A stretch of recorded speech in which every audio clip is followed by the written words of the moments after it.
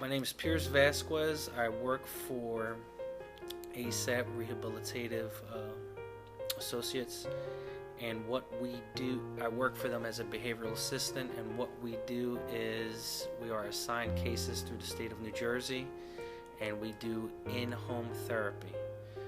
Basically, what that means is we go into the homes, try to stabilize behavior, and connect families with resources to continue the therapeutic process once we are out of the picture.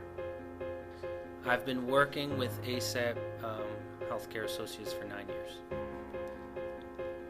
Well, the goal is to, again, stabilize behavior. So if there are things that children are doing to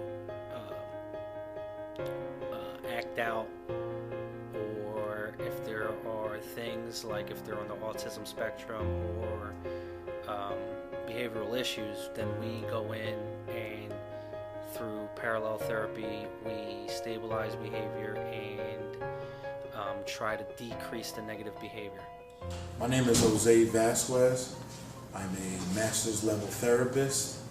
I work for an agency by the name of ASAP Healthcare based in Hamilton, New Jersey. Well, eventually everyone starts in high school. I graduated from Northeast High School. From there, literally the following week, I started at Penn State University where I earned a bachelor's degree in criminal justice. For there I worked 4 years working with kids as a case manager. Then I decided I wanted to work closely with kids, and I went to St. Joe's University where I earned a master's in applied behavioral analysis. Basically, I am a master level therapist. I work in homes with kids who have behavioral or mental health problems, which can consist of criminal activity, can have diagnoses of ADD, ADHD, other mental health diagnoses.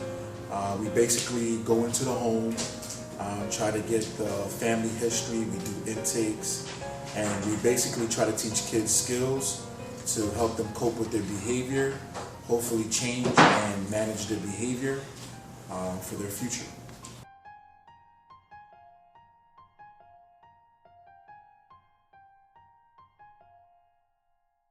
The children I work from vary from ages 6 to 18, and they can be referred to me through a number of ways. It could be court-ordered, it could be through the schools. The child's getting into so many problems that it's recommended that they explore in-home services, and typically they'll go through their medical provider. It's typically covered, and or so that I mentioned the courts. So those are, or a crisis. So if they go into a crisis, call a hotline. Responder comes out, diagnoses the situation, and then they can be referred that way as well. Ethnicities would be Spanish, African American, Asian, Caucasian. So it varies. Obviously, socioeconomic factors, they vary. Some children that I visit live in homes with an in-ground pool.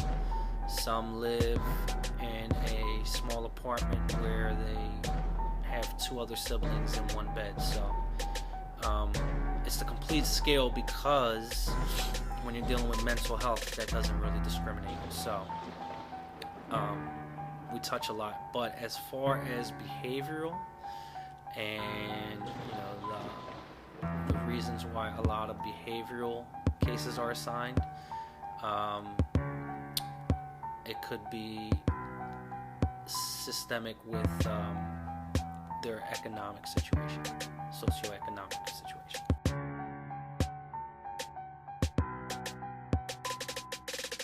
Poverty affects the number of clients that I deal with, and again, they can be African American, Latino, and Caucasian, with the large majority being African American and Latino, is the families have limited resources. Just imagine, going into a situation where a child's never been out of their state. That happens, right? So to most people, you would go on a vacation, you would travel somewhere, you would do something. A lot of the situations you walk to, there aren't enough resources to even travel out of the state. Some of these children look at what they're supposed to have. So society dictates, okay, you need a nice car, you need Michael Jordans on your feet, you need all these things, and their parents can't provide that for them. So how are they going to get them? They are going to go out and take it by any means necessary, right? So there's social peer pressures that influence these children. There's an environment of hopelessness. If you've never been off your block, then you don't know what kind of world there is outside of your neighborhood. These kids don't grow up with a family in home per se intact, so they find a family on the street, which could lead to gang involvement or just a clique of children who commit things, have each other's back, and they finally experience their first feeling of love, commitment, and support. So basically, they find the family outside of the home, and that family doesn't always have their best interest in mind. As far as positive male role model, I am one of a few that they may have. Well, I think for a lot of them, it's the first time they're being told to consider things in an alternative fashion.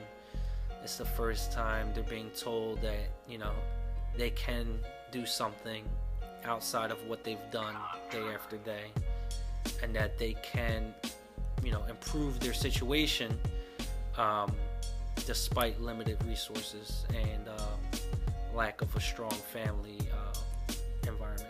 Ones that do listen and actually get something out of it and apply it do improve their situation, whether it be, I've had a lot of clients finish high school as to where that was in trouble. But then again, I've had children who, put forth the same effort. They chose not to listen, and I've seen them on the news. So, a year later. I just try to install a feeling of hope. So, when a child's being faced with the situation, survival, or go to school, a lot of times they're going to do things to meet their basic survival needs. Right, so one success story is a child was living with his great-grandmother. Mom is bipolar, didn't want anything to do with him. He was able to graduate high school after years and years of truancy. So the first thing we did was we got him going, attending each day, making up assignments. He worked hard, and he was able to graduate and is now attending community college. That's the best story I can tell. As far as a situation where I did not get through to a child is a child had spent time in jail, and this is a common tale when, again, you don't have resources, you don't have money for lawyers, you don't have good lawyers who can get you probation and get you in a community service program or whatever. If the limited resources get you sent straight to jail, and that's it. And then once you're in, the chances of you going in, the statistics are out there, are likely. I feel like it's a responsibility that I have to my community as a second generation Puerto Rican person living in an urban environment where my parents before me struggled, so I haven't struggled as much, and then hopefully my kids won't struggle as much as I did. So I just want to help out the community, and then if we help out our communities, then our communities improve, crime is down, education's up, and then problems decrease.